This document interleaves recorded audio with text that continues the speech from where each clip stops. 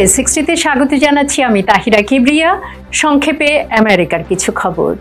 দ্বিতীয় মেয়াদী যুক্তরাষ্ট্রের প্রেসিডেন্ট হিসেবে শপথ নিলেন ডোনাল্ড ট্রাম্প।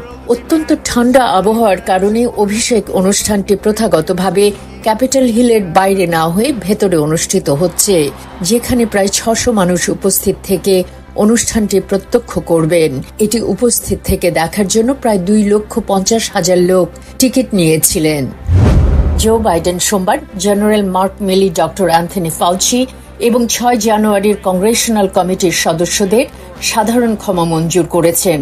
তিনি বলেন, এরা অন্যায্য এবং রাজনৈতিক উদ্দেশ্য প্রণোদিত বিচারের টার্গেট হওয়ার যোগ্য নন। ট্রাম্প এর আগে বলেছিলেন যে তিনি তার কথিত রাজনৈতিক শত্রুদের বিরুদ্ধে পদক্ষেপ নেবেন।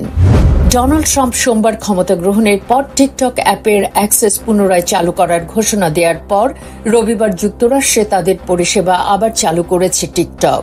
জাতীয় নিরাপত্তার উদ্বেগের কারণে একটি দ্বিদলীয় আইন করে কিছু সময়ের জন্য টিকটক বন্ধ করতে বাধ্য করা হয়।